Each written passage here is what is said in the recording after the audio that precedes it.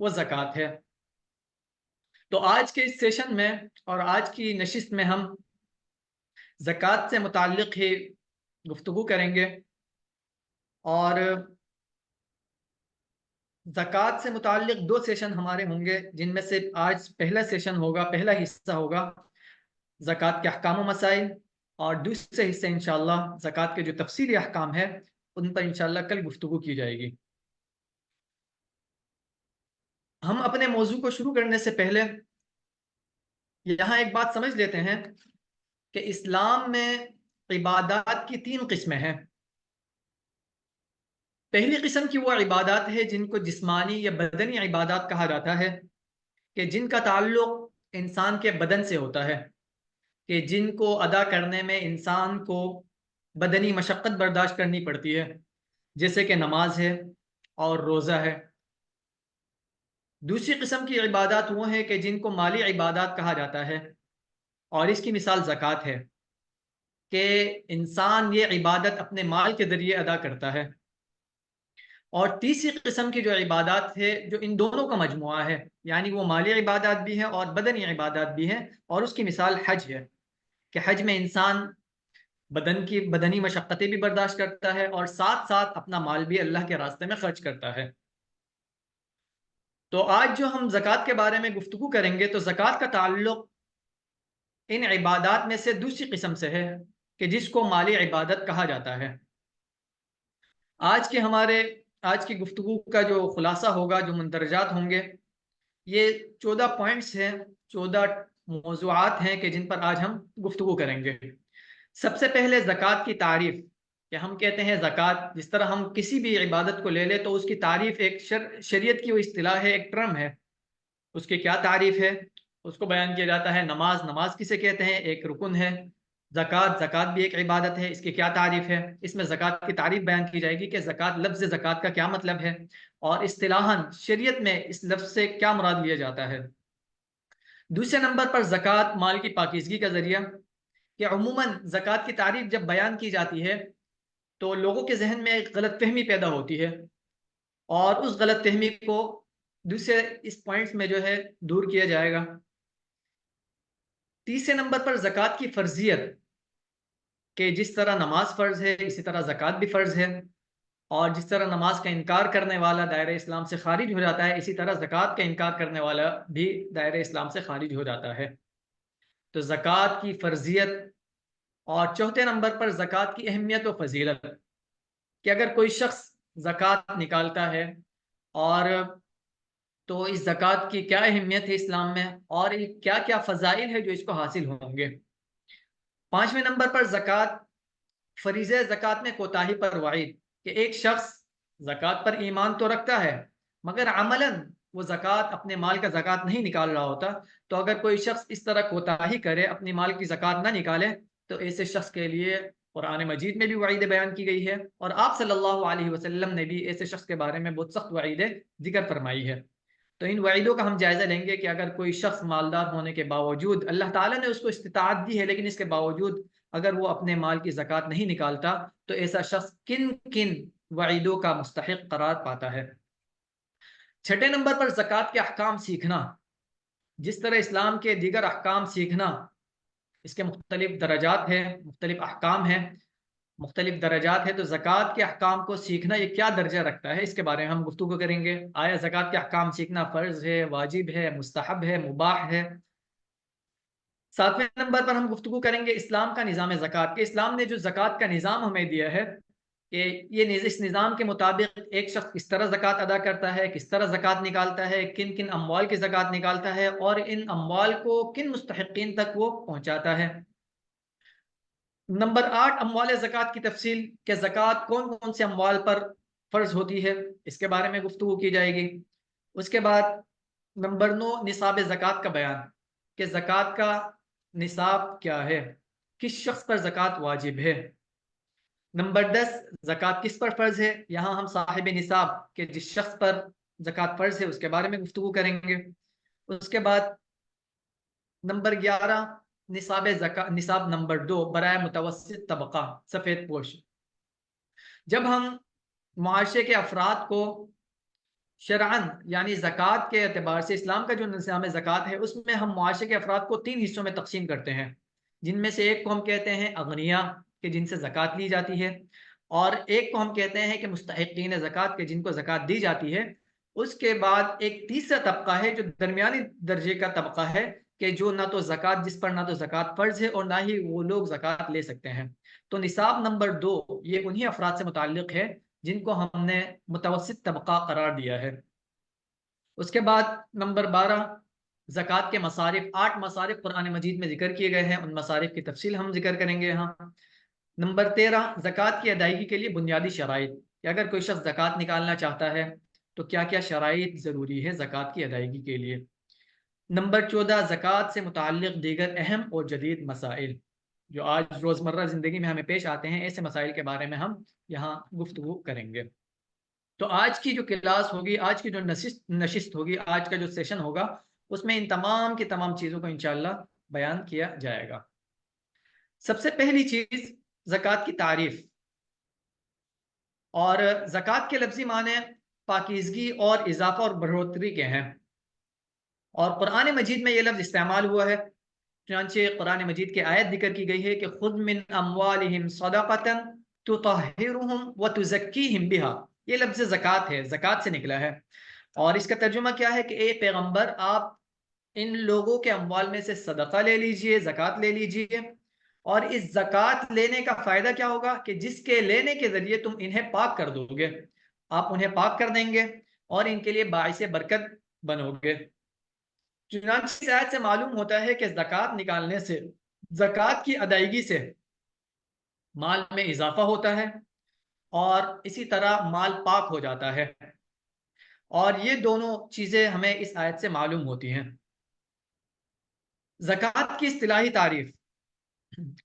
चुनांचे ये कुरान मजीद की एक और आयत भी है कि जिसमें अल्लाह ताला फरमाते हैं कि यमहकुल्लाहु रिबा व युर्बिस सदक़ात, कि अल्लाह ताला रिबा को, सूद को मिटाता है और सदक़ात को अल्लाह ताला बढ़ाता है, यानी ज़कात को अल्लाह ताला बढ़ाता है। माल में बढ़ोतरी का जरिया किस तरह है कि अगर कोई शख्स अपने माल की ज़कात निकालता है तो अल्लाह ताला उसके माल में बरकत अता फरमाते हैं और उसका माल पाक हो जाता है।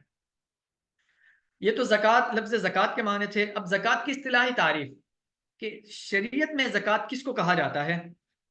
तो इस्तिलाह में, शरीयत की इस्तिलाह में ज़कात मखसूस माल में से मखसूस अफराद के लिए माल की एक मुतय्यन मिक़दार निकालने को ज़कात कहते हैं।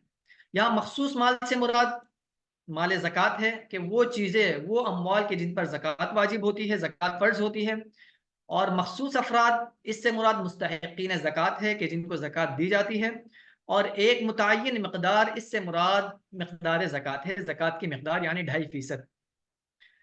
अब शरीयत में ज़कात का मफ़हूम क्या होगा? ज़कात का मफ़हूम ये होगा कि अम्वाल ज़कात में से मुस्तहिक़ीन ज़कात को 2.5% अदा करना, शरीयत की इस्तिलाह में ज़कात कहलाता है। ये ज़कात की इस्तिलाही तारीफ़ थी। आगे ज़कात माल की पाकीज़गी का ज़रिया है। उस आयत में अल्लाह ताला ने फरमाया था कि खुद मिन अम्वालिहिम सदक़तन तुतहिरुहुम, कि आप उनको पाकीज़ा कर देंगे, व तुज़क्कीहिम बिहा, और आप उनकी पाकी का ज़रिया बनेंगे। तो यहाँ एक गलतफ़हमी लोगों को होती है, और वो ये समझते हैं कि आमदनी चाहे वो किसी भी किस्म की हो, उसको, उसकी अगर हम ज़कात निकाल दें तो ज़कात निकालने से वो आमदनी हलाल हो जाती है। तो लिहाजा इस गलतफहमी को यहाँ दूर किया जा रहा है कि यकीनी तौर पर हराम आमदनी भी हलाल और पाक हो जाती है। आया ऐसा है, ज़कात हलाल माल पर वाजिब होती है, लिहाजा अगर किसी शख्स की आमदनी हराम है, सूदी कमाई है उसकी, या हराम तरीके से उसने माल जमा किया है, या किसी की हक तलफी के जरिए उसने माल जमा किया है, अब माल जमा करने के बाद वो ये समझता है कि मैं इसकी ज़कात अदा करूं और ज़कात अदा करने के बाद ये माल पाक हो जाएगा, तो ऐसा हरगिज़ नहीं है। बल्कि इसके लिए ज़रूरी है कि अगर साहिब हक़, जिसका माल उसने छीना है, जिसका माल उसने, जिसका हक़ उसने तलफ़ किया है, ये माल जिस सूदी तरीके से उसने हासिल किया है, अगर उन तक पहुँचाना मुमकिन हो तो उन तक पहुँचाना वाजिब हो, और अगर मुमकिन ना हो तो ऐसी रकम बग़ैर सवाब की नियत के सदका करना वाजिब होगा। लिहाजा यहाँ ये समझना दुरुस्त नहीं है कि अगर कोई शख्स, किसी शख्स की आमदनी, मुकम्मल आमदनी या आमदनी का अक्सर हिस्सा हराम हो, तो और अगर वो शख्स ये समझे کہ میں اس حرام آمدنی کی زکوٰۃ نکال کر اب میرا جو مال ہے پاک ہو جائے گا، یہ درست نہیں ہے۔ زکوٰۃ کی فرضیت، زکوٰۃ کی فرضیت کے بارے میں قرآن مجید کی بہت ساری آیات ہیں اور آپ صلی اللہ علیہ وسلم کی بہت ساری احادیث ہے کہ جن سے اس کی فرضیت ثابت ہوتی ہے، اور قرآن و سنت کی روشنی میں امت مسلمہ کا یہ اجماع ہے، یعنی تمام کی تمام امت، پوری امت کے اس پر اتفاق ہے کہ جو شخص زکوٰۃ کی فرضیت کا انکار کر دے وہ دائرہ اسلام سے خارج ہو جاتا ہے۔ چنانچہ آپ صلی اللہ علیہ وسلم کے وصال کے بعد آپ صلی اللہ علیہ وسلم جب دنیا سے پردہ فرما گئے تو حضرت ابو بکر صدیق رضی اللہ عنہ کو جن چیلنجز کا سامنا کرنا پڑا، جن مشکلات کا سامنا کرنا پڑا، ان میں ایک بڑی مشکل مانعین زکوٰۃ بھی تھے، یعنی کچھ لوگ کہ جو آپ صلی اللہ علیہ وسلم کی زندگی میں، آپ صلی اللہ علیہ وسلم جب تک حیات تھے تو وہ زکوٰۃ ادا کرتے رہے، اور جب آپ صلی اللہ علیہ وسلم دنیا سے رحلت فرما گئے، پردہ فرما گئے، تو انہوں نے زکوٰۃ دینے سے انکار کر دیا۔ ایسے لوگوں کو مانعین زکوٰۃ کہا کرتے ہیں، یعنی جو لوگ زکوٰۃ دینے سے انکار کرتے ہیں۔ تو حضرت ابوبکر صدیق رضی اللہ عنہ نے ان مانعین زکوٰۃ سے جہاد کرنے کا ارادہ ظاہر فرمایا۔ حضرت عمر رضی اللہ عنہ کو تردد تھا، چنانچہ حضرت عمر رضی اللہ عنہ نے حضرت ابوبکر صدیق رضی اللہ عنہ سے کہا کہ یا ابا بکر کیف تقاتل الناس وقد قال الرسول صلی اللہ علیہ وسلم امرت ان اقاتل الناس حتى يقولوا لا الہ الا اللہ، کہ اے ابو بکر تم ان لوگوں سے، یعنی جو زکوٰۃ کا انکار کر رہے ہیں، ان سے جہاد اور قتال کس طرح کرو گے، جبکہ آپ صلی اللہ علیہ وسلم کا یہ فرمان ہے، اور آپ صلی اللہ علیہ وسلم نے فرمایا کہ مجھے لوگوں سے اس وقت تک جہاد کرنے کا، لڑنے کا حکم دیا گیا ہے جب تک کہ وہ کلمے کے اقرار نہ کر لیں، اور جب فمن قال لا الہ الا اللہ، اور جب کوئی شخص کلمے کا اقرار کر لے تو آپ صلی اللہ علیہ وسلم نے فرمایا کہ عصم من مالہ ونفسہ، تو ایسا شخص، اس کا مال بھی محفوظ ہو جاتا ہے اور اس کی جان بھی محفوظ ہو جاتی ہے۔ تو حضرت عمر رضی اللہ عنہ کو یہ تردد تھا کہ یہ لوگ کلمے کا اقرار کرتے ہیں، اور کلمے کا اقرار کرتے ہیں تو حضرت ابوبکر صدیق رضی اللہ عنہ ان کے ساتھ جہاد اور قتال کس طرح فرمائیں گے؟ تو حضرت ابوبکر صدیق رضی اللہ عنہ نے حضرت عمر رضی اللہ عنہ کو جواب دیا کہ، اور فرمایا کہ واللہ لأقاتلن من فرق بین الصلاة والزکاة، کہ اے عمر اللہ کی قسم میں ان لوگوں سے قتال کروں گا، جہاد کروں گا، ہر اس شخص سے قتال اور جہاد کروں گا کہ جو نماز اور زکوٰۃ کے درمیان فرق کرتا ہو، کہ جس طرح نماز فرض ہے، اس کی فرضیت کا انکار کرنے والا دائرہ اسلام سے خارج ہو جاتا ہے، اسی طرح زکوٰۃ بھی فرض ہے اور زکوٰۃ کا انکار کرنے والا بھی دائرہ اسلام سے خارج ہو جاتا ہے۔ تو یہاں یہی بات، یہ امت مسلمہ کا ایک اجماعی اور متفقہ مسئلہ ہے کہ جو شخص زکوٰۃ کی فرضیت کا انکار کرے وہ دائرہ اسلام سے خارج ہو جاتا ہے۔ چنانچہ اسی بنیاد پر حضرت ابوبکر صدیق رضی اللہ عنہ نے مانعین زکوٰۃ سے جہاد اور قتال فرمایا تھا۔ اور نیز زکوٰۃ کی ادائیگی نہ کرنے والا گناہ کبیرہ کا مرتکب ہے، کہ اگر کوئی شخص زکوٰۃ کا انکار تو نہیں کرتا، زکوٰۃ کی فرضیت کا قائل ہے، لیکن عملاً وہ زکوٰۃ نہیں نکالتا اپنے مال کی، تو ایسا شخص گناہ کبیرہ کا مرتکب ہے، اور ایسے شخص کے لیے بہت سخت وعیدیں قرآن مجید میں اور آپ صلی اللہ علیہ وسلم نے بیان فرمائی ہے احادیث میں۔ قرآن کریم میں 32 مقامات پر نماز کے ساتھ زکوٰۃ کا حکم ہے، جبکہ 15 مقامات پر صدقے کے ضمن میں زکوٰۃ کا حکم وارد ہوا ہے، یعنی 32 مقامات پر تو لفظ زکوٰۃ آیا ہے، اور 15 ایسے مقامات ہیں کہ جن میں صدقہ کا لفظ استعمال کیا گیا ہے اور وہاں صدقہ سے مراد زکوٰۃ ہے۔ چنانچہ ان میں سے چند آیات یہ ہیں، ایک آیت آپ کے سامنے پیش کی جاتی ہے وَأَقِيمُوا الصَّلَاةَ وَآتُوا الزَّكَاةَ، کہ یہاں زکوٰۃ کا لفظ استعمال ہوا ہے، وَأَقِيمُوا الصَّلَاةَ، اور نماز قائم کرو، وَآتُوا الزَّكَاةَ، اور زکوٰۃ ادا کرتے رہو، وَارْكَعُوا مَعَ الرَّاكِعِينَ، اور رکوع کرنے والوں کے ساتھ رکوع کرو، یعنی نماز پڑھنے والوں کے ساتھ نماز پڑھو۔ اسی طرح اور بھی بہت ساری آیات ہیں کہ جن میں نماز کے ساتھ زکوٰۃ کا حکم دیا گیا ہے۔ مثال کے طور پر سورۃ المؤمنون کی ابتدا میں اللہ تعالیٰ نے جو کامیاب مومنین کی صفات بیان فرمائی ہے، ان میں اللہ تعالیٰ فرماتے ہیں کہ قد افلح المؤمنون، کہ فلاح پا چکے ہیں وہ مؤمنین، الذین هم فی صلاتهم خاشعون، جو اپنی نمازوں میں خشوع اور خضوع اختیار کرتے ہیں، والذین هم عن اللغو معرضون، اور جو لوگ لغو اور لا یعنی کاموں سے بچتے ہیں، والذین هم للزکاة فاعلون، اور جو لوگ زکوٰۃ ادا کرنے والے ہیں۔ تو زکوٰۃ ادا کرنا یہ اللہ تعالیٰ نے ایک کامیاب مومن کی صفت بیان فرمائی ہے۔ اسی طرح اللہ تعالیٰ نے اپنے بندوں کی، اپنے خاص بندوں کی صفات بیان کرتے ہوئے فرمایا ہے کہ الذین ان مکناہم فی الارض اقاموا الصلاۃ وآتوا الزکاۃ، کہ ہمارے یہ وہ بندے ہیں کہ جن کو اگر ہم زمین میں بادشاہت عطا کریں، जिन को अगर ज़मीन में हम बादशाहत अता करें, अक़ामुस्सलाह, तो ये नमाज कायम करेंगे, व आतुज़्ज़का, और ज़कात अदा करेंगे। इसी तरह सूरत तौबा में अल्लाह ताला ने मोमिनीन की सिफात बयान करते हुए फरमाया कि अल-मुमिनून वल मुमिनातु बादुहुम औलियाउ बाद, कि मोमिन आपस में एक दूसरे के भाई भाई है, आपस में एक दूसरे के दोस्त है। यअमुरून बिल मारूफ, जो आपस में एक दूसरे को नेकी का हुक्म देते हैं। व यनहौना अनिल मुनकर, और बुराई से रोकते हैं। व यअमुरून बिल मारूफ व यनहौना अनिल मुनकर व युकीमून सलात, नमाज अदा करते हैं। व युतून ज़कात, और ज़कात अदा करते हैं। तो इस तरह और भी बहुत सारी ऐसी आयत है कि जिनमें अल्लाह ताला ने नमाज के साथ ज़कात का हुक्म बयान फरमाया है। ज़कात की अहमियत और फ़र्जियत के इस्लाम में ज़कात की क्या अहमियत है, कुरान मजीद की आयत सूरतुल बकरा की आयत आपके सामने है। अल्लाह ताला फरमाते हैं कि मथलुल लज़ीना युनफ़िक़ूना अम्वालहुम फ़ी सबीलिल्लाह, के मिसाल उन लोगों की जो अल्लाह के रास्ते में अपना माल खर्च करते हैं, कमथलि हब्बतिन, एक ऐसे दाने की तरह है, अम्बतत सबअ सनाबिला, कि इसकी मिसाल ऐसी है जैसे एक दाना, अम्बतत सबअ सनाबिला, जो 7 बाले 7 खोशे उगाए, फी कुल्लि सुम्बुलतिन मिअतु हब्बा, और हर खोशे में, हर बाली में 100 दाने हों। यानी इस आयत का मफहूम यह है कि एक चीज का सवाब अल्लाह ताला 1 गुना से लेकर 700 गुना तक बढ़ाकर देते हैं। अगर कोई शख्स 1 रुपये अल्लाह के रास्ते में खर्च करता है, तो अल्लाह ताला इस 1 रुपये का सवाब 700 गुना बढ़ाकर उसको अता करते हैं। आयत का अगला हिस्सा है वल्लाहु युदाइफु लिमन यशा, और अल्लाह ताला जिसके लिए चाहता है इसमें भी इजाफा कर देता है। ये तो अल्लाह ताला के एक उसूल बयान फरमा दिया कि अल्लाह ताला फरमा रहे हैं कि कोई शख्स अगर 1 रुपया अल्लाह के रास्ते में खर्च करता है, तो 700 गुना तक तो उसको सवाब दिया जाएगा। वल्लाहु युदाइफु लिमन यशा, लेकिन अगर अल्लाह ताला जिसके हक में चाहे उसको इसका इससे भी दुगना अजर अल्लाह ताला अता फरमाते हैं। ज़कात की अहमियत और फर्जियत के बारे में ये आपके सामने हज़रत जाबिर रज़ी अल्लाह अन्हु की रिवायत है कि हज़रत जाबिर रज़ी अल्लाह अन्हु फरमाते हैं कि क़ाला रजुलुम मिनल क़ौम या रसूल अल्लाह, कि एक सहाबी ने आप सल्लल्लाहु अलैहि वसल्लम से पूछा कि या रसूल अल्लाह, अरअयत इज़ा अद्दा रजुलुन ज़कात मालिही, ऐसे शख्स के बारे में आपका क्या ख्याल है, आप क्या फरमाते हैं कि जो अपने माल की ज़कात अदा करता रहता है।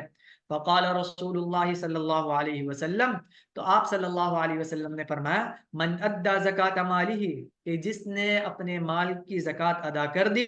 फ़क़द ज़हबा अन्हु शर्रुहु, तो उसके माल का शर उससे जाता रहा। यहाँ आप सल्लल्लाहु अलैहि वसल्लम फरमा रहे कि फ़क़द ज़हबा अन्हु शर्रुहु, कि उसके माल का शर उससे जाता रहा। अब इस हदीस में माल के शर से क्या मुराद है? अल्लाह ताला ने हर चीज़ में खैर और शर दोनों पहलू रखे हैं। चुनांचे माल में शर से क्या मुराद है इस हदीस में? तो हज़रात मुहद्दिसीन फरमाते हैं कि माल के शर से मुराद माल का छिन जाना है, माल के शर से मुराद माल का लुट जाना है, और माल के शर से मुराद ये है कि अल्लाह ताला ने किसी को माल अता फरमाया है और वो माल अल्लाह ताला की नाफरमानी में खर्च करता है। तो अगर कोई शख्स अपने माल की ज़कात निकाल देता है, तो आप सल्लल्लाहु अलैहि वसल्लम फरमाते हैं कि उसका माल महफूज हो जाता है, उसके माल का शर जो है उससे दूर हो जाता है, उसका माल महफूज हो जाता है और उसके माल का शर उससे दूर हो जाता है। अब ऐसा शख्स फरीज़े ज़कात में कोताही पर वाइद, ये बात मैंने पहले जिक्र की थी कि अगर कोई शख्स ज़कात की फर्जियत का तो इनकार नहीं करता, लेकिन वो ज़कात अल्लाह ताला ने उसको माल अता किया है, साहिब निसाब है, लेकिन इसके बावजूद अमलन वो ज़कात नहीं निकालता, अमलन वो ज़कात के अहकाम पर अमल नहीं करता, ज़कात की अदायगी का एहतमाम नहीं करता। तो ऐसे शख्स के बारे में अल्लाह ताला ने ये आयत बयान फरमाई है सूरत तौबा की कि वल्लज़ीना यकनिज़ून अज़्ज़हब वल फ़िद्दा, कि वो लोग जो सोने और चांदी को जमा करके रखते हैं, वला युनफ़िक़ूनहा फ़ी सबीलिल्लाह, और इसको अल्लाह के रास्ते में खर्च नहीं करते हैं। अल्लाह के रास्ते में खर्च करने का क्या मतलब है? इसकी ज़कात नहीं निकालते हैं। फ़बश्शिरहुम, तो ए मोहम्मद आप उनको बशारत दे दीजिए, बिअज़ाबिन अलीम, एक दर्दनाक अज़ाब की। और ये दर्दनाक अज़ाब कब होगा? यौम युहमा अलैहा फ़ी नारि जहन्नम, के जिस दिन युहमा अलैहा, के इनके इस माल को पिघलाया जाएगा, गर्म किया जाएगा, फ़ी नारि जहन्नम, जहन्नम की आग में, जहन्नम की आग में इनके इस माल को तपाया जाएगा, पिघलाया जाएगा। फतुकवा बिहा जिबाहुहुम, फिर उससे दागा जाएगा उनकी पेशानियां, वो जुनूबुहुम, उनके पहलुओं को, वो ज़ुहूरुहुम, और उनकी पीठों को, कि जो सोना और चांदी को जमा करके रखता है उसकी ज़कात नहीं निकालता, तो अल्लाह ताला फरमाते हैं कि क़यामत वाले दिन इसके इस माल को हम जहन्नम की आग में तपाएंगे, और तपाकर اس کی پیشانی کو، اس کے پہلوؤں کو اور اس کی پیٹھ کو اس سے ہم داغیں گے۔ ہاذا ما کنزتم، اور ساتھ ساتھ ان سے یہ کہا جائے گا کہ ہاذا ما کنزتم لانفسکم، یہ وہی تمہارا مال ہے جو دنیا میں تم اپنے لیے ذخیرہ کر کے رکھ آئے تھے۔ فذوقوا ما کنتم تکنزون، لہذا تم آج اپنے اس جمع کیے ہوئے مال کا مزہ چکھو۔ تو یہ وعید اس شخص کے لیے ہے، یا جو زکوٰۃ نہیں نکالتا، یا وہ عورت کہ جس کو اللہ تعالیٰ نے مال و دولت سے نوازا ہے، زیورات اس کے پاس ہیں لیکن ان زیورات کی وہ زکوٰۃ نہیں نکالتی۔ زکوٰۃ کے فریضہ زکوٰۃ میں کوتاہی پر وعید، ایک آیت آپ کے سامنے پیش کی گئی ہے اور 2 حدیثیں پیش کی جائیں گی۔ ان میں سے پہلی حدیث یہ ہے کہ جس میں آپ صلی اللہ علیہ وسلم فرماتے ہیں کہ من آتاہ اللہ مالا، کہ جس کو اللہ تعالیٰ نے مال عطا کیا، فلم یؤدی زکاتہ، اور وہ اس شخص نے اپنے اس مال کی زکوٰۃ نہیں نکالی، مثل مالہ یوم القیامہ شجاعا اقرع، تو قیامت کے دن اس کے اس مال کو نہایت زہریلے سانپ کی شکل دی جائے گی، لہو زبیبتان، کہ جس کے 2 زبیبہ، 2 ڈنگ ہوں گے، یطوقہ یوم القیامہ، اور اس سانپ کو توق بنا کے اس کی گردن میں ڈالا جائے گا، یأخذ بلہزمتیہ یعنی شدقیہ، تو وہ سانپ کیا کرے گا، اس کے دونوں جبڑوں کو، دونوں جانب، اس کے منہ کے دونوں جانب اس کو ڈنکے گا، فیقول انا مالک وانا کنزک، اور اس کو کہتا رہے گا کہ میں تمہارا وہی مال ہوں، تمہارا مال ہوں جو تم دنیا میں جمع کرتے رہو۔ پھر آپ صلی اللہ علیہ وسلم نے یہ آیت تلاوت فرمائی، وَلَا يَحْسَبَنَّ الَّذِينَ يَبْخَلُونَ بِمَا آتَاهُمُ اللَّهُ مِنْ فَضْلِهِ هُوَ خَيْرًا لَهُمْ، کہ وَلَا يَحْسَبَنَّ الَّذِينَ يَبْخَلُونَ، کہ وہ لوگ ہرگز یہ گمان نہ کرے کہ جو بخل کرتے ہیں بما آتاہم اللہ، اپنے اس مال میں جو اللہ تعالیٰ نے اپنے خاص فضل سے ان کو عطا کیا ہے،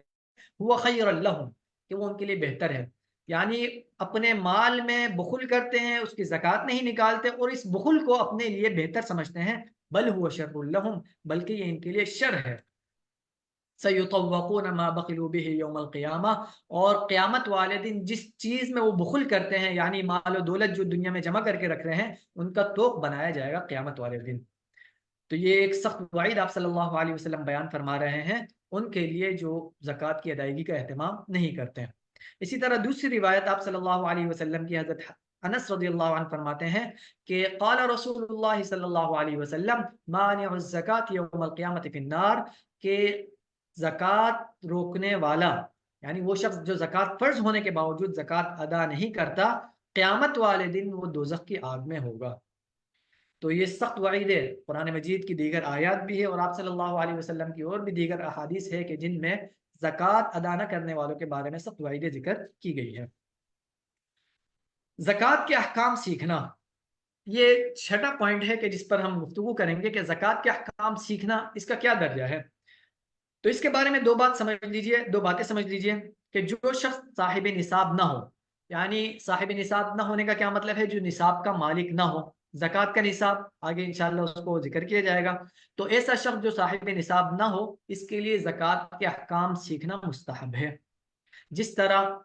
اسلام کا کوئی بھی حکم سمجھنا یا فقہ کا کوئی بھی حکم سمجھنا مستحب ہے، اسی طرح یہ زکوٰۃ کا حکم سمجھنا اس کے لیے مستحب ہے۔ اور اس کے بارے میں بھی آپ صلی اللہ علیہ وسلم کی ایک حدیث کا مفہوم ہے کہ جو شخص دین کا ایک مسئلہ سیکھ لے، ایک باب سیکھ لے، تو یہ ایک باب سیکھنا یہ 1000 رکعت نفل سے افضل ہے۔ تو لہٰذا جو شخص صاحب نصاب نہ ہو، اس کے لیے بھی زکوٰۃ کے احکام کو سیکھنا مستحب ہے۔ اور جو شخص صاحب نصاب ہو، نصاب کا مالک ہو، جب کوئی عاقل بالغ مسلمان مرد یا عورت زکوٰۃ کے نصاب کا مالک ہو، تو اس کے لیے زکوٰۃ کے مسائل اور احکام کا جاننا فرض ہو جاتا ہے۔ چونکہ اس پر زکوٰۃ نکالنا فرض ہے، تو زکوٰۃ کے احکام سیکھنا بھی اس پر فرض ہو جائے گا۔ جس طرح ایک بچہ جب تک بچہ ہے، جب تک بالغ نہیں ہوا، تو نماز کا حکم اس پر عائد نہیں ہوتا، لیکن جیسے ہی وہ بالغ ہو جاتا ہے، نماز کا حکم اس پر عائد ہوتا ہے، تو نماز کے احکامات اس کے لیے سیکھنا ضروری ہوتا ہے۔ اسی طرح جب تک کوئی شخص صاحب نصاب نہ ہو، تو اس کے لیے زکوٰۃ کے احکام سیکھنا مستحب ہے، لیکن اگر کوئی شخص صاحب نصاب بن جائے، تو چونکہ اب اس پر زکوٰۃ کی فرضیت، اس پر زکوٰۃ فرض ہو چکا ہے، لہٰذا زکوٰۃ کے احکام سیکھنا اور ان احکام کے مطابق زکوٰۃ نکالنا اس پر فرض ہو جاتا ہے۔ اور اگر کوئی شخص اس کے بارے میں کوتاہی کرے گا تو وہ عند اللہ گناہ گار ہوگا، تو اللہ کی نظروں میں وہ گناہ گار ہوگا۔ اسلام کا نظام زکوٰۃ،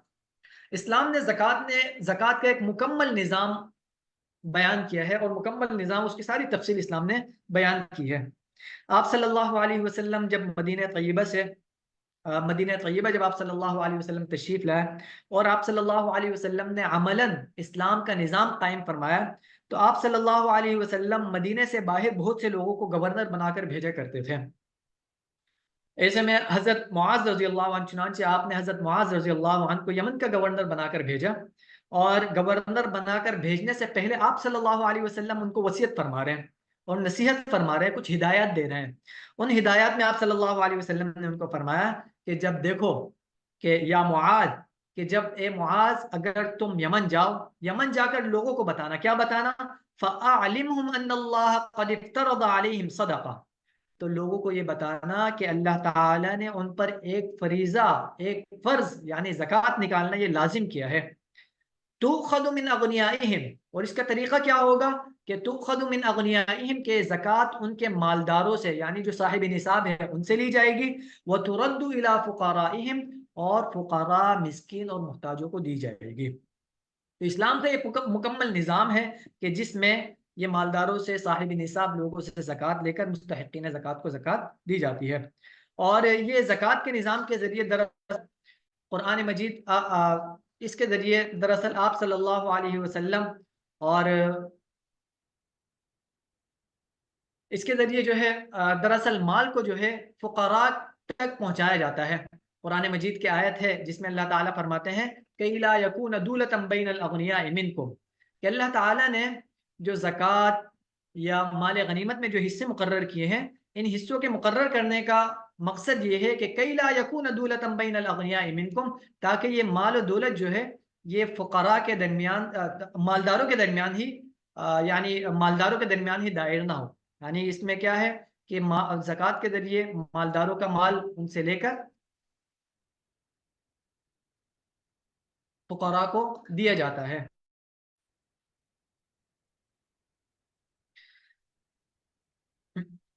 معاشرے کے 3 طبقات۔ زکوٰۃ کے احکام کو سمجھنے سے پہلے ہم معاشرے کو 3 حصوں میں تقسیم کرتے ہیں۔ یہ 3 طبقات ہم دیکھتے ہیں کہ معاشرے میں پائے جانے والے جو لوگ ہیں وہ ان 3 کیٹیگریز میں سے، یہ 3 قسم کے لوگوں میں سے کسی ایک قسم میں داخل ہوں گے۔ پہلی قسم کے لوگ مالدار، اغنیاء، یہ وہ لوگ ہیں جو صاحب نصاب ہے اور جن پر زکوٰۃ فرض ہے۔ دوسرا طبقہ یا دوسری قسم کے لوگ سفید پوش، یعنی یہ وہ لوگ ہیں ان پر نہ تو زکوٰۃ کی ادائیگی فرض ہے اور نہ ہی ان کے لیے زکوٰۃ لینا جائز ہے۔ اور تیسرا طبقہ فقراء کا، اور فقراء یہ وہ طبقہ ہے جو زکوٰۃ کے مستحقین ہے، یعنی مالداروں سے لے کر ان فقراء پر زکوٰۃ کی رقم خرچ کی جاتی ہے۔ ان 3 طبقات میں فرق کیسے ہو، اس فرق کو بیان کرنے کے لیے شریعت نے اموال زکوٰۃ کے 2 معیار مقرر کیے، 2 اسٹینڈرڈ مقرر کیے ہیں جن کو نصاب کہا جاتا ہے۔ ایک نصاب زکوٰۃ کی فرضیت کا ہے اور ایک نصاب ان لوگوں کے لیے ہے کہ جو زکوٰۃ نہیں لے سکتے، اس کے بارے میں آگے گفتگو کی جائے گی۔ تو خلاصہ یہ ہوا کہ زکوٰۃ جو ہے مالداروں سے لے کر فقراء کو دی جاتی ہے، اور سفید پوش طبقہ جو درمیانہ طبقہ ہے، یہ ان حضرات پر نہ تو زکوٰۃ فرض ہے لیکن ساتھ ساتھ یہ لوگ زکوٰۃ لے بھی نہیں سکتے۔ اموال زکوٰۃ کی تفصیل۔ زکوٰۃ کن کن اموال پر فرض ہوتی؟ یہ آپ کے سامنے ایک چارٹ ہے، یہ نقشہ ہے، اور اس نقشے میں اموال زکوٰۃ کی مکمل تفصیل آپ کے سامنے ذکر کی جا رہی ہے۔ زکوٰۃ، قابل زکوٰۃ چیزیں 4 ہیں،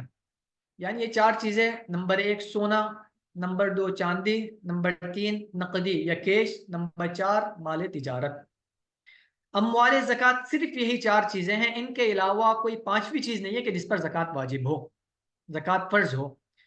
پہلی چیز سونا۔ سونا چاہے کسی بھی شیپ میں ہو، کسی بھی صورت میں ہو، چاہے وہ ڈلی کی صورت میں ہو، بلاک کی صورت میں ہو، زیور کی صورت میں ہو، برتن کی صورت میں ہو، چاہے وہ استعمال میں ہو نہ ہو، اور چاہے وہ خالص ہو یا ملاوٹ شدہ ہو، جو سونا کسی بھی شیپ میں ہوگا وہ قابل اموال زکوٰۃ ہے۔ اسی طرح چاندی، چاندی کسی بھی صورت میں ہو، کسی بھی شیپ میں ہو، ڈلی کی صورت میں ہو، بلاک کی صورت میں ہو، زیورات کی صورت میں یا برتن کی صورت میں ہو، اور چاہے استعمال میں ہو نہ ہو، اور چاہے وہ خالص ہو یا ملاوٹ شدہ ہو، یہ اموال زکوٰۃ میں سے ہے۔ اموال زکوٰۃ میں سے تیسرا جو مال ہے وہ نقدی یا کیش، اور کیش کی جتنی بھی صورتیں ہیں وہ سب اس میں داخل ہیں، چاہے وہ کیش بینک میں جمع شدہ رقم کی صورت میں ہو، چاہے وہ کیش آپ کے پاس نقدی اور کیش کی صورت میں آپ کے پاس موجود ہو، چاہے وہ رقم آپ نے کسی کو امانتاً دی ہو اور امانت کے طور پر آپ نے وہ رقم اس کے پاس رکھوائی ہو، یا شیئر یا بانڈز کی شکل میں آپ کے پاس رقم موجود ہو، یہ سرمایہ کاری میں لگائی گئی رقم ہو کہ آپ کے پاس رقم تھی، آپ نے اس کو انویسٹ میں لگایا ہوا ہے، آپ نے اس کو کاروبار میں لگایا ہوا ہے، یا حج یا شادی وغیرہ کے لیے جمع کی گئی رقم، ایک شخص حج کے لیے رقم جمع کر کے رکھتا ہے، یا والدین اپنے اولاد کی شادی بیاہ کے لیے، شادی وغیرہ کے اخراجات کے لیے رقم جمع کر کے رکھتے ہیں، تو اس پر بھی زکوٰۃ فرض ہے۔ غیر ملکی کرنسی، چاہے کسی بھی ملک کی کرنسی ہو، اس پر زکوٰۃ فرض ہے۔ واجب الوصول قرضے، واجب الوصول قرضے سے متعلق ریسیویبل کہ وہ اماؤنٹ ہے، وہ رقم ہے جو آپ کو کسی سے ملنی ہے، آپ نے کسی کو قرض دیا ہے اور وہ قرض آپ کو واپس ملنے کی امید ہو، تو ایسی رقم پر بھی زکوٰۃ فرض ہے۔ انشورنس یا پالیسی میں اپنی جمع شدہ رقم، اسی طرح یا بی سی وغیرہ میں جو آپ رقم جمع کرتے ہیں، اس رقم پر بھی زکوٰۃ فرض ہے۔ تو یہ تیسری چیز ہے نقدی، چاہے اس کی کوئی سی بھی صورت ہو، چاہے وہ بینک میں ہو، کیش ہو، شیئرز کی صورت میں ہو، یا پھر غیر ملکی کرنسی کی صورت میں ہو، یا آپ نے انویسٹ میں وہ رقم لگا رکھی ہو، ان تمام کے تمام نقدی پر زکوٰۃ فرض ہے۔ اور چوتھی صورت مال تجارت، مال تجارت سے مراد وہ مال ہے، نمبر 1 جو بیچنے کی نیت سے خریدی گئی ہو، نمبر 2 جس میں بیچنے کی نیت اب تک باقی ہو۔ جس چیز کو بھی ان دو شرائط کے ساتھ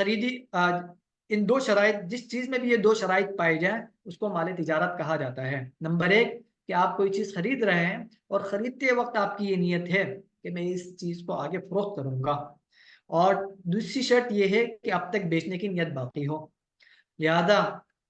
جو حضرات کاروبار کرتے ہیں، یا دکانوں میں جو جتنی چیزیں رکھی ہوئی ہیں، یا گوداموں میں جتنی چیزیں رکھی ہوئی ہیں، یہ ساری کی ساری چیزیں مال تجارت کہلاتی ہیں، یعنی وہ سامان جو فروخت کے لیے رکھا گیا ہو، وہ تمام کا تمام سامان مال تجارت کہلاتا ہے۔ تو یہ قابل زکوٰۃ اموال یہ 4 چیزیں ہیں: سونا، چاندی،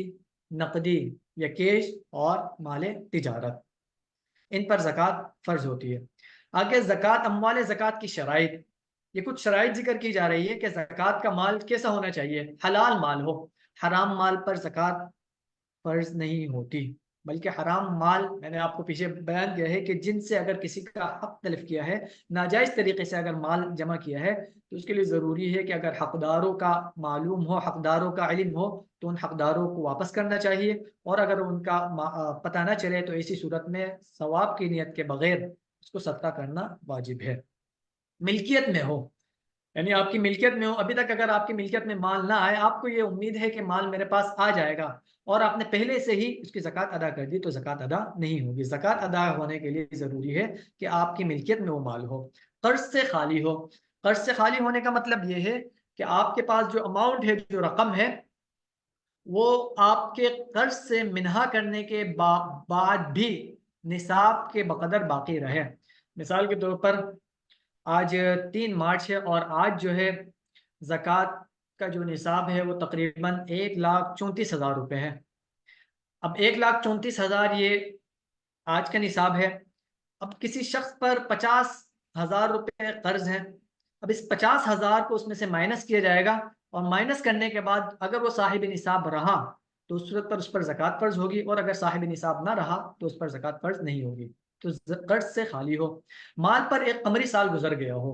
سال گزرنے کی شرط ہے کہ جس تاریخ کو، اسلامی تاریخ کو وہ صاحب نصاب بنا تھا، اس کے 1 سال بعد اس پر زکوٰۃ فرض ہوگی۔ آگے اس کی مزید تفصیل آئے گی انشاءاللہ۔ نصاب زکوٰۃ، زکوٰۃ کس پر فرض ہے؟ جو مسلمان مرد ہو یا عورت، عاقل ہو، بالغ ہو۔ پہلی شرط مسلمان، جس طرح دیگر تمام احکامات اور تمام عبادات کا مکلف ایک مسلمان ہوتا ہے، اسی طرح زکوٰۃ بھی مسلمانوں پر فرض ہے۔ عاقل ہونا ضروری ہے، لہذا اگر کوئی مجنون یا پاگل ہے، دیوانہ ہے، اور اس کے پاس مال بھی ہے، لیکن اس کے باوجود اس کے مال پر زکوٰۃ فرض نہیں ہوگی۔ یا بالغ ہونا بھی شرط ہے، اگر کوئی بچہ ہے جس کی ملکیت میں کچھ رقم ہو اور اتنی رقم ہو کہ جو نصاب کے بقدر ہو، لیکن اس کے باوجود اس پر زکوٰۃ فرض نہیں ہوگی، تو بالغ ہونا شرط ہے۔ لہذا جو مسلمان، چاہے وہ مرد ہو یا عورت، عاقل ہو، بالغ ہو اور وہ مالک ہو، کس کا مالک ہو؟ 7.5 تولہ سونا۔ دیکھیں، زکوٰۃ کے نصاب کو بیان کرتے ہوئے ہم دو چیزیں بیان کرتے ہیں، ایک سونے کا نصاب اور ایک چاندی کا نصاب۔ اگر کسی شخص کی ملکیت میں کسی شخص کے پاس صرف اور صرف سونا ہو، سونے کے علاوہ اس کے پاس چاندی بھی نہیں ہے، اس کے پاس کیش بالکل بھی نہیں ہے، اور مال تجارت اس کے پاس نہیں ہے، تو ایسی صورت میں زکوٰۃ کا جو نصاب ہے وہ 7.5 تولہ ہونا ضروری ہے۔ لہذا اگر کسی شخص کے پاس 7.5 تولہ سونا ہے اور اس کے علاوہ کچھ بھی نہیں ہے، اس کے پاس کیش بھی نہیں ہے، چاندی بھی نہیں ہے اور مال تجارت بھی نہیں ہے، تو اس کے لیے ضروری ہے کہ 7.5 تولہ سونا اس کے پاس ہو۔ یا اگر چاندی کا نصاب ہو تو چاندی کے نصاب کے لیے ضروری ہے کہ 52.5 تولہ یعنی 612 گرام اتنی ملکیت کا وہ مالک ہو۔ 52.5 تولہ چاندی کا مالک ہو، یا 52.5 تولہ چاندی کی قیمت کے برابر رقم، کرنسی یا کیش اس کے پاس ہو۔ یہ مثال کے طور پر پچھلے سال کے ریٹ یہاں، پچھلے سال کا جو پچھلے سال کے ریٹ یہاں ذکر کیے گئے ہیں 1,13,000 روپے، اور اس سال کے اعتبار سے آج اگر ہم دیکھیں تو آج 3 مارچ 2024 کے اعتبار سے یہ رقم 1,35,000 بنتی ہے۔ کسی کی ملکیت میں 7.5 تولہ سونا ہو، بشرطے کہ صرف سونا اس کے پاس ہو، اور یا پھر جس کی ملکیت میں 52.5 تولہ چاندی ہو، یا 52.5 تولہ چاندی کی قیمت کے برابر یعنی 1,35,000 روپے اس کے پاس ہو، یا 52.5 تولہ چاندی کی قیمت کے برابر مال تجارت ہو، تو ایسے شخص پر زکوٰۃ فرض ہوتی ہے۔ زکوٰۃ فرض ہونے کی 3 صورتیں یہاں ذکر کی جا رہی ہے، 4 صورتیں ذکر کی جا رہی ہے۔ نمبر 1، 7.5 تولہ سونا ہو، صرف سونا ہونے کی صورت میں 52.5 تولہ چاندی ہو، یا 52.5 تولہ چاندی کی قیمت کے برابر اس کے پاس رقم ہو، کیش ہو، یعنی 1,35,000 روپے آج کے اعتبار سے، یا 52.5 تولہ چاندی کی قیمت کے برابر اس کے پاس کرنسی تو نہیں ہے مگر مال تجارت ہے، تو اس پر زکوٰۃ فرض ہے۔ درج بالا چاروں اموال۔ اب کسی شخص کی ملکیت میں تھوڑا سا سونا ہے، تھوڑی سی چاندی اس کے پاس ہے، اور اسی طرح اس کے پاس تھوڑی سی کرنسی اور کیش ہے، اور تھوڑا سا اس کے پاس مال تجارت ہے۔ ان چاروں کے مجموعے کو دیکھا جائے گا، ان چاروں کا مجموعہ اگر 52.5 تولہ چاندی کی قیمت کے برابر پہنچ جائے یعنی 1,35,000 کے برابر پہنچ جائے، تو ایسا شخص صاحب نصاب کہلائے گا۔ اور جس قمری تاریخ کو صاحب نصاب بنا، یعنی اب دیکھا جائے گا کہ اپنی زندگی میں وہ شخص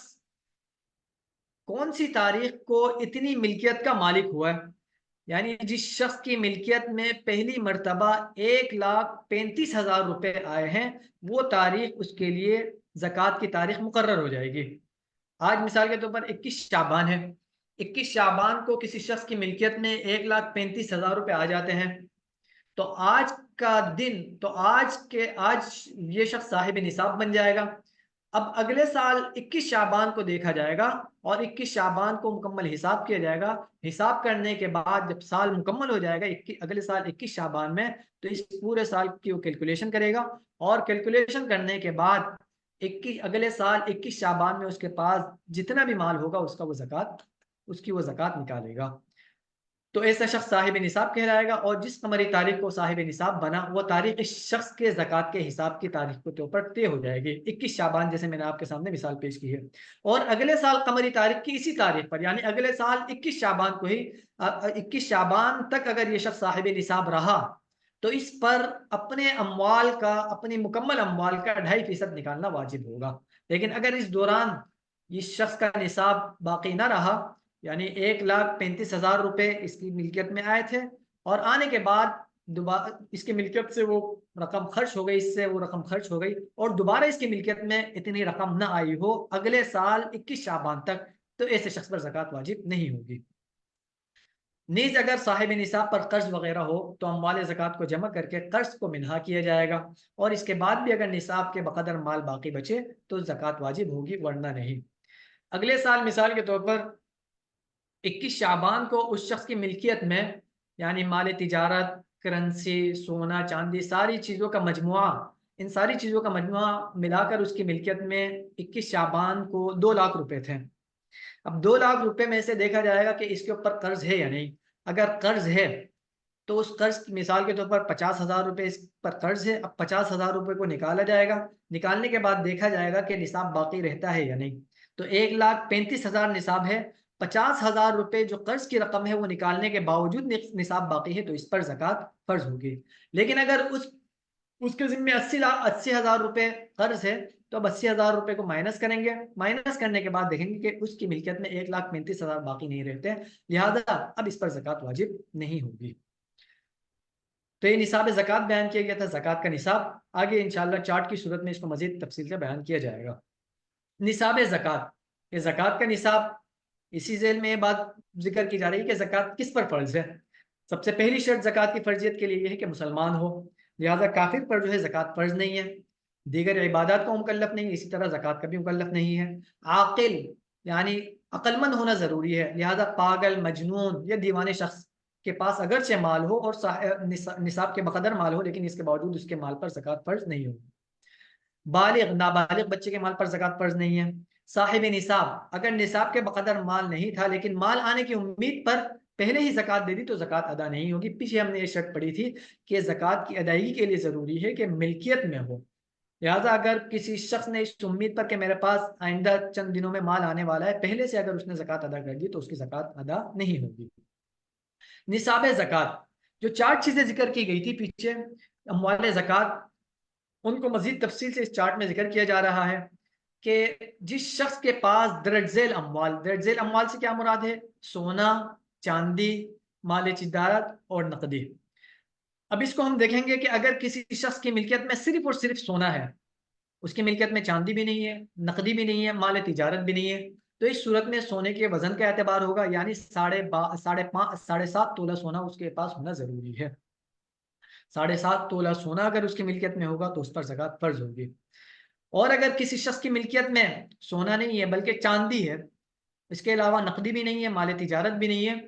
تو ایسا شخص صاحب نصاب اس وقت ہوگا جبکہ اس کی ملکیت میں چاندی 52.5 تولے کے برابر ہو، یعنی ان دونوں صورتوں میں وزن کا اعتبار ہوگا۔ اگر صرف سونا ہو تو اس صورت میں بھی وزن کا اعتبار ہوگا 7.5 تولہ، اور اگر صرف چاندی ہو تو اس صورت میں بھی وزن کا اعتبار ہوگا، یعنی 52.5 تولہ۔ البتہ اگر کسی شخص کی ملکیت میں 2 اموال زکوٰۃ ہو، 2 اموال زکوٰۃ کا کیا مطلب ہے کہ تھوڑا سا سونا ہے اس کے پاس اور تھوڑی چاندی ہے اس کے پاس، ان دونوں اگر 2 اموال زکوٰۃ مل جاتے ہیں تو اس صورت پہ اب وزن کا اعتبار نہیں ہوگا، قیمت کا اعتبار ہوگا۔ کہ میں نے آپ کو بتایا کہ مثال کے طور پر اس کی ملکیت میں 5 تولہ سونا ہے اور اسی طرح 10 تولہ اس کے پاس چاندی ہے۔ اب ان دونوں کی قیمت نکالی جائے گی، اور قیمت نکالنے کے بعد دیکھا جائے گا کہ اگر یہ قیمت نصاب کے بقدر ہے، یعنی 1,34,000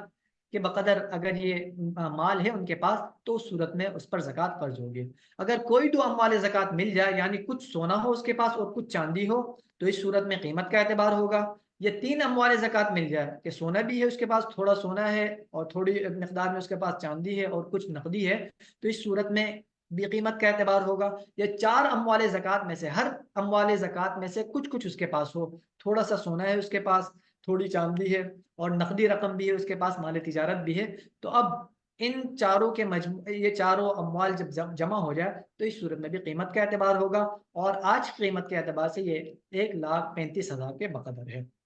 تو اگر صرف سونا ہو تو وزن کا اعتبار ہوگا 7.5 تولہ، اگر صرف چاندی ہو پھر بھی وزن کا اعتبار ہوگا 52.5 تولہ، اور اگر 2 اموال زکوٰۃ مل جائے سونا یا چاندی تو اس صورت میں یہ اسی طرح 3 اموال زکوٰۃ مل جائے سونا، چاندی، نقدی، یا 4 اموال زکوٰۃ مل جائے سونا، چاندی، نقدی اور مال تجارت، تو ان تینوں صورتوں میں ان تینوں صورتوں میں قیمت کا اعتبار ہوگا۔ قیمت کا کیا مطلب ہے کہ 52.5 تولہ چاندی کی قیمت کا اعتبار ہوگا، اور 52.5 تولہ چاندی کی قیمت آج کے اعتبار سے 1,35,000 روپے ہے۔ نصاب نمبر 2 برائے متوسط طبقہ، یہ نصاب ان حضرات کے لیے بیان کیا جا رہا ہے کہ جن کو ہم نے سفید پوش قرار دیا تھا، یعنی ہم نے 3 طبقات میں لوگوں کو تقسیم کیا تھا کہ پہلا طبقہ اغنیا کہ جن سے زکوٰۃ کا مال لیا جائے گا، اور تیسرا طبقہ فقراء کے جن کو زکوٰۃ کا مال دیا جائے گا. یہاں دوسرا طبقہ وہ تھا کہ جو نہ تو جن پر نہ تو زکوٰۃ فرض ہے لیکن شریعت نے ان کو زکوٰۃ لینے کی اجازت بھی نہیں دی. اب یہ کون سے لوگ ہیں؟ یہ وہ لوگ ہیں کہ جن کی ملکیت میں سونا ہو لیکن سونے کی مقدار سونے کا نصاب مکمل نہ ہو، یعنی تھوڑا سا سونا ہے اور اس سونے کی قیمت اور اس سونے کا وزن نہ تو 7.5 تولہ سونا ہے اور نہ ہی سونا اتنی مقدار میں ہے کہ جو 52.5 تولہ چاندی کی قیمت کے برابر ہو جائے. البتہ اس کے پاس کچھ ضرورت سے زائد سامان ہے. ضرورت سے زائد سامان کا کیا مطلب ہے؟ ایسے سامان جو پورے سال اس کے استعمال میں نہ ہو. مثال کے طور پر گھر میں کچھ چیزیں اس نے رکھی ہوئی ہے، 2 فریج اس نے رکھے ہوئے، ایک پورے سال استعمال نہیں، ایک فریج پورے سال استعمال نہیں ہوتا. یہ اس طرح اور بھی دیگر چیزیں. 2 بائکیں ہیں اس کے پاس، ایک بائک اس کے استعمال میں ہے، ایک بائک پورے سال استعمال میں نہیں رہتی. تو ایسے شخص اگر اس کے پاس تھوڑا سا مال زکوٰۃ میں سے کوئی ایک مال زکوٰۃ ہو، مثال کے طور پر سونا ہو یا چاندی ہو، اور اس کے ساتھ ضرورت سے زائد سامان ہو، اور ان دونوں کی مجموعی مالیت، یعنی ضرورت سے زائد سامان کی کیا مطلب ہے کہ اگر ایک بائک ہے تو اس کی قیمت دیکھی جائے گی 40,000 50,000 روپے. اس کو سونے کی جو مقدار اس کے پاس ہے اس کے ساتھ ملایا جائے گا. اگر ان دونوں کی مجموعی مالیت 52.5 تولہ چاندی کی قیمت کے برابر پہنچ جاتی ہے تو ایسے شخص کے لیے زکوٰۃ لینا جائز نہیں ہے. شریعت اس کو یہ حکم دیتی ہے کہ اگر آپ کو ضرورت ہے تو آپ اپنی ضرورت سے زائد جو چیز ہے اس کو فروخت کریں. اس کو فروخت کرنے کے بعد اپنی ضرورت پوری کریں. اس کے باوجود اگر آپ ضرورت مند ہیں تو اس صورت میں پھر آپ یعنی ضرورت سے زائد سامان کو نکالنے کے بعد، اس کو فروخت کرنے کے بعد بھی اگر آپ ضرورت مند رہتے ہیں تو اس صورت میں پھر آپ کو اجازت دی جائے گی زکوٰۃ لینے کی. تو لہٰذا اگر کسی شخص کی ملکیت میں ایک مال تجارت ہو، کوئی سی اموال زکوٰۃ میں سے کوئی ایک اموال زکوٰۃ ہو جیسے سونا، لیکن اس کے ساتھ ساتھ ضرورت سے زائد سامان ہو اور ان دونوں کی مجموعی مالیت 52.5 تولہ چاندی کی قیمت کے برابر ہو جائے، یا کسی کے پاس چاندی کی کچھ مقدار ہے اور اس کے ساتھ ساتھ ضرورت سے زائد کوئی سامان ہے اور ان دونوں کی مجموعی مالیت 52.5 تولہ چاندی کی قیمت کے برابر ہو جائے، یعنی 1,35,000 کے برابر، یا اسی طرح 2 اموال زکوٰۃ ہو، کچھ چاندی ہے اور کچھ نقدی ہے اور کچھ مال تجارت ہے اور ساتھ ساتھ ضرورت سے زائد سامان ہے اور ان چاروں کا مجموعہ جو ہے 52.5 تولہ چاندی کی قیمت کے برابر ہو جائے، تو ایسا شخص جو ہے متوسط طبقہ اس کو ہم نے قرار دیا ہے، تو ایسے شخص کے لیے زکوٰۃ لینے کی اجازت نہیں ہے. اس کو یہ کہا جائے گا کہ آپ ضرورت سے زائد جو سامان ہے اس کو فروخت کر کے اپنی ضرورت پوری کریں. اس کے باوجود اگر آپ کی ضرورت پوری نہیں ہوتی، آپ مستحق ہوتے ہیں، پھر آپ کو زکوٰۃ لینے کی اجازت دی جائے گی. زکوٰۃ کے مصارف، قرآن مجید کی آیت ہے انما الصدقات للفقراء والمساکین والعاملین علیہا والمؤلفۃ قلوبهم وفی الرقاب والغارمین وفی سبیل اللہ وابن السبیل فریضۃ من اللہ. سورۃ التوبہ کی آیت نمبر 60 ہے، اور اس میں اللہ تعالی نے صدقات سے مراد زکوٰۃ ہے، زکوٰۃ کے مصارف بیان فرمائے ہیں اور 8 مصارف یہاں ذکر کیے گئے ہیں. فرماتے ہیں کہ انما الصدقات، کہ صدقات اور زکوٰۃ تو دراصل حق ہے اس کا، للفقراء فقیروں کا، والمساکین مسکینوں کا، والعاملین علیہا اور ان لوگوں کا جو زکوٰۃ کی وصولی پر مقرر ہیں، والمؤلفۃ قلوبہم اور ان لوگوں کو زکوٰۃ کی رقم دی جائے گی جن کی دلداری مقصود ہو. دلداری مقصود ہونے کا کیا مطلب ہے کہ ایسے لوگ جو اسلام کی طرف مائل ہوتے ہوں یا جن کی دلداری مقصود ہو، اسلام کی طرف ان کو مائل کرنا مقصود ہو، ان کو زکوٰۃ کی رقم دی جا سکتی ہے. یہ چوتھا مصرف ہے. والغارمین وفر رقاب غلاموں کو آزاد کرنے میں زکوٰۃ کی رقم خرچ کی جا سکتی ہے. والغارمین اور غارمین قرض داروں کی قرض کی ادائیگی کے لیے زکوٰۃ کی رقم خرچ کی جا سکتی ہے. وفی سبیل اللہ، اللہ کے راستے میں جو لوگ اللہ کے راستے میں جہاد کر رہے ہیں ان کو زکوٰۃ کی رقم دی جا سکتی ہے. وہ بن السبیل اور وہ لوگ جو مسافر ہیں. تو یہ 8 مصارف ہیں. نمبر 1 فقیر، مسکین اور جو لوگ زکوٰۃ کی وصولی پر مقرر ہیں وہ، اور وہ لوگ جن کی دلداری مقصود ہو، غلام کو آزاد کرنے کے لیے، قرض داروں کی قرض کی ادائیگی کے لیے، اللہ کے راستے میں جو لوگ جہاد میں نکلے ہوئے ان کو، اور اسی طرح جو مسافر ہے ان پر زکوٰۃ کی رقم خرچ کی جائے. فریضۃ من اللہ، یہ اللہ تعالیٰ کی طرف سے ایک فرض ہے. زکوٰۃ کے اموال، یہ چارٹ کی صورت میں آپ اسے دیکھ لیجئے. آیت میں جو 8 مصارف ذکر کیے گئے تھے ان مصارف کو یہاں ذکر کیا جا رہا ہے. سب سے پہلا مصرف جو تھا فقراء اس شخص کو کہا جاتا ہے کہ جس کے پاس بالکل بھی کچھ نہ ہو، بالکل بے سر و سامان جو شخص ہو اس کو فقیر کہا جاتا ہے. اس کے مقابلے میں مسکین ہے. مسکین یہ ہے کہ جس کے پاس کچھ نہ کچھ تھوڑا بہت ہو، یعنی یہ وہ طبقہ ہے جس کو ہم نے فقراء، جس کو ہم نے کہا، یہ دونوں وہ طبقات ہیں کہ جس کو ہم نے تیسرا طبقہ قرار دیا تھا. کہ مالداروں سے زکوٰۃ کی رقم لی جائے گی اور فقراء اور مساکین پر خرچ کی جائے گی۔ عاملین زکوٰۃ، زکوٰۃ جمع کرنے پر مامور عمل، یعنی اسلامی نظام حکومت میں جو سربراہ ریاست کی طرف سے جو لوگ زکوٰۃ کی وصولی کے لیے مقرر ہوتے ہیں، زکوٰۃ کے اموال میں سے ان کو بھی دیا جائے گا، زکوٰۃ کے مصرف میں سے وہ لوگ بھی زکوٰۃ کے مستحق ہے۔ والمؤلفۃ قلوبہم، اور وہ لوگ، وہ نو مسلم جو ضرورت مند ہو اور اسلام پر انہیں ثابت قدم رکھنے کے لیے ان کی دلداری مقصود ہو، یا اگر کوئی شخص اسلام کی طرف اگر کسی شخص کو مائل کرنا مقصود ہو تو اس کو بھی زکوٰۃ کی رقم دی جا سکتی ہے۔ غلام کی آزادی کے لیے، کہ کوئی شخص غلام ہو اور اس کے آقا نے اس کو یہ کہہ دیا ہو کہ تم اتنی رقم مجھے ادا کر دو، اتنی رقم ادا کر کے تم آزاد ہو جاؤ گے، تو ایسے شخص کو بھی زکوٰۃ کی رقم دی جا سکتی ہے۔ مقروض، کوئی شخص قرض دار ہے، قرض ہے کسی پر، تو اس قرض کی ادائیگی کے لیے زکوٰۃ کی رقم دی جا سکتی ہے۔ فی سبیل اللہ، اللہ کے راستے میں جو لوگ جہاد کرتے ہیں ان کو زکوٰۃ کی رقم دی جا سکتی ہے۔ اور مسافر، جو شخص حالت سفر میں ہو، اگرچہ وہ مالدار ہو لیکن حالت سفر میں ہے، سفر میں اس کے پاس کچھ نہ ہو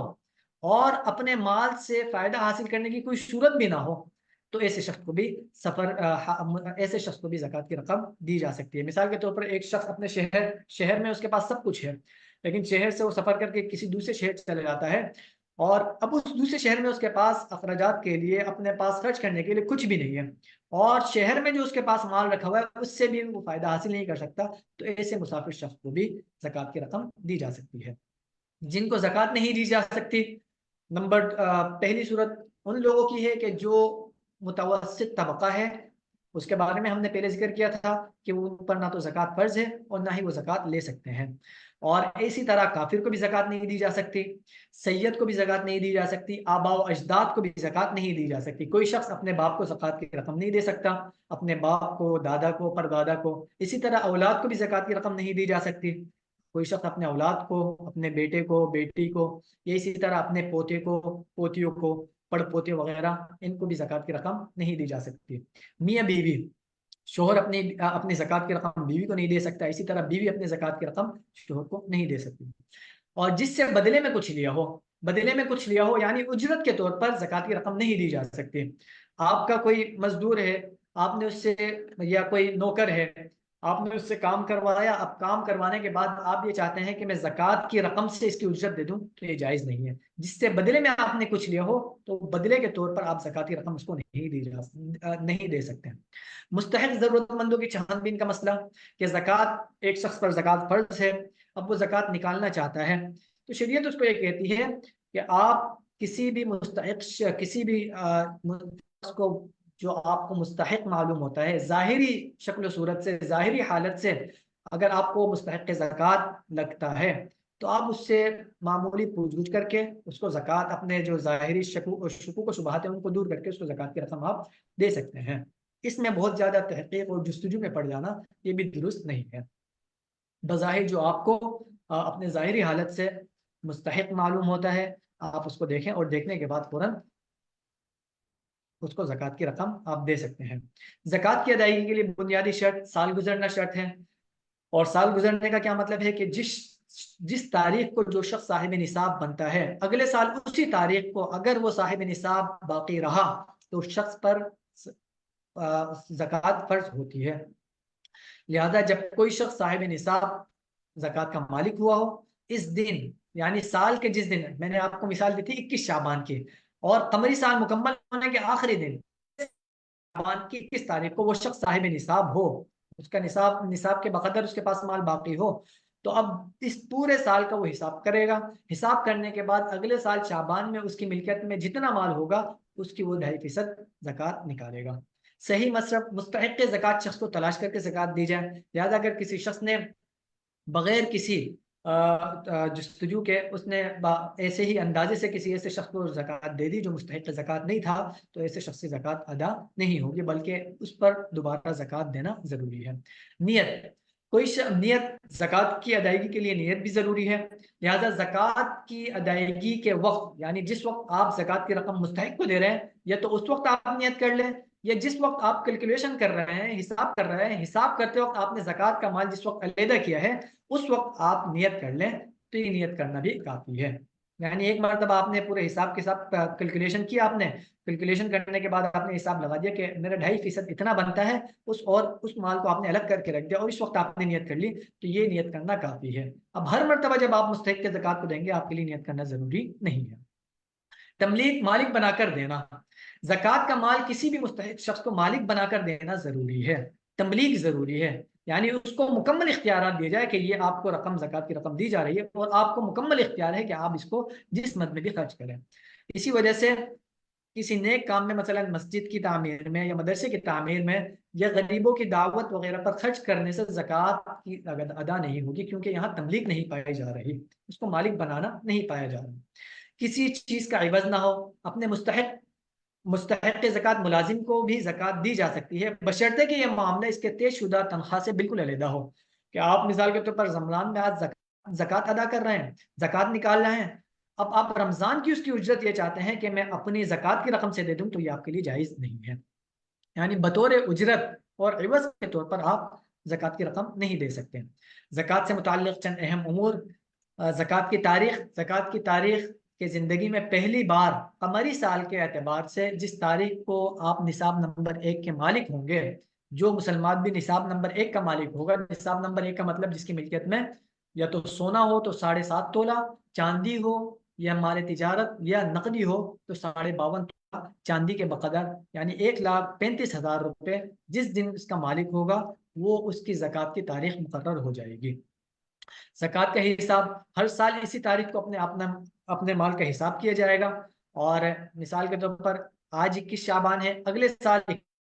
نصاب باقی رہتا ہے تو اس پورے اموال کا اپنا حساب کرے گا۔ جو شخص صاحب نصاب ہے اپنی تمام کی تمام چیزوں کا، اور جو چیزیں سونا، چاندی، مال تجارت اور نقدی میں سے جو اموال زکات میں سے، ان کا حساب کر کے ان کا 2.5% زکات دینا اس پر ضروری ہوگا۔ قمری تاریخ کا اعتبار ہوگا زکات کی ادائیگی میں، ٹھیک ہے، جس طرح دیگر عبادات، بہت سارے عبادات کا تعلق قمری تاریخ کے اعتبار سے ہوتا ہے، حج وغیرہ، حج ہو گیا، اسی طرح رمضان کے روزے ہو گئے، تو یہ عبادات بھی قمری تاریخ کے اعتبار سے ان پر قمری تاریخ کا اعتبار ہوتا ہے۔ اسی طرح زکات کی ادائیگی کے لیے بھی قمری تاریخ کا اعتبار ہوگا۔ البتہ اگر کسی کو تاریخ یاد نہ ہو، کہ کسی شخص کو یہ معلوم نہیں ہے کہ پہلی مرتبہ میرے پاس میں صاحب نصاب کب بنا تھا، تو اس کے لیے ضروری ہے کہ وہ اپنے اندازے سے کوئی تاریخ مقرر کر لے اور اسی تاریخ کے مطابق وہ اپنی زکات ادا کرتا رہے۔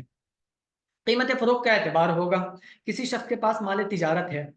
اور مال تجارت کوئی چیز اس نے 10 روپے کی خریدی ہے اور اب وہ زکات نکالنا چاہتا ہے، اب اس کی کس قیمت کا اعتبار ہوگا؟ آیا اس قیمت کا اعتبار ہوگا جس پر اس نے خریدا ہے، جس قیمت پہ اس نے وہ خریدا ہے، یا اس قیمت کا اعتبار ہوگا جس پر وہ قیمت وہ فروخت کرے گا، بیچے گا؟ تو زکات میں قیمت فروخت کا اعتبار ہوگا، وہ 10 روپے والی چیز اگر وہ 15 روپے میں فروخت کرتا ہے تو 15 روپے کا اعتبار کیا جائے گا، یعنی جس قیمت پر آپ کے بیچنے کا ارادہ ہو، اور عموماً اس پر بک بھی جاتی ہو، یعنی جو مارکیٹ ویلیو ہوگی،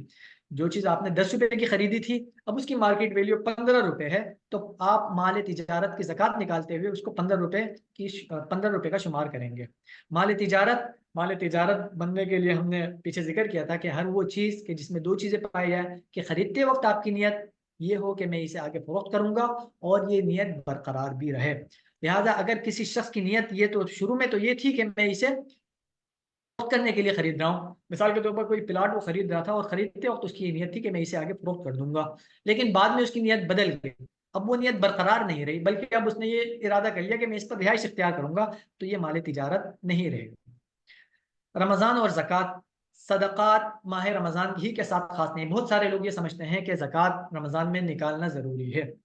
بلکہ زکوٰۃ کا تعلق رمضان کے ساتھ نہیں ہے۔ زکوٰۃ کا تعلق آپ جس قمری تاریخ کو صاحب نصاب ہوئے تھے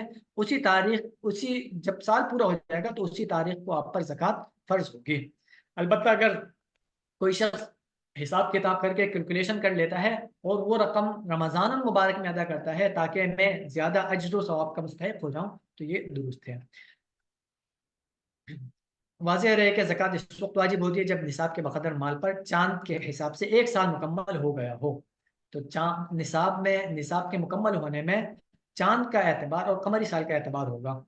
سال مکمل ہوتے ہی زکوٰۃ فوراً ادا کر دینی چاہیے، رمضان کا انتظار نہیں کرنا چاہیے۔ البتہ اگر رمضان مبارک قریب ہو، مثال کے طور پر کسی شخص کا جو صاحب کسی شخص کا سال شعبان میں مکمل ہوتا ہے، اب شعبان اور رمضان قریب قریب ہے، اب وہ یہ چاہتا ہے کہ میں اپنی زکوٰۃ کی کیلکولیشن تو ابھی کر لوں، لیکن یہ زکوٰۃ کی رقم میں مستحقین تک رمضان المبارک میں ان تک پہنچاؤ، تو اس کے لیے اس کی گنجائش ہے۔ اگر کوئی شخص سال پورا ہونے سے پہلے زکوٰۃ دے دے تو بھی زکوٰۃ ادا ہو جائے گی۔ یہاں تک یہ آج کا ہمارا جو سیشن تھا، آج کی جو کلاس تھی وہ مکمل ہو گئی، اور زکوٰۃ سے متعلق دیگر بہت سارے مسائل اب بھی رہتے ہیں، جس کے بارے میں انشاءاللہ کل کی کلاس میں گفتگو کی جائے گی۔ اب زکوٰۃ آج جو کچھ ہم نے پڑھا ہے، جو کچھ چیزیں ذکر کی گئی ہے، ان سے متعلق کوئی بھی سوال اگر آپ پوچھ سکتے ہیں، کوئی بھی سوال اگر کسی کو پوچھنا ہو تو وہ گروپ میں اپنا تحریری سوال بھیج سکتے ہیں، اور براہ راست ایڈمن سے جو ہے وہ رابطہ کر کے ان سے بھی یہ سوالات پوچھ سکتے ہیں۔ ربنا تقبل منا انك انت السميع العليم وتب علينا انك انت التواب الرحيم۔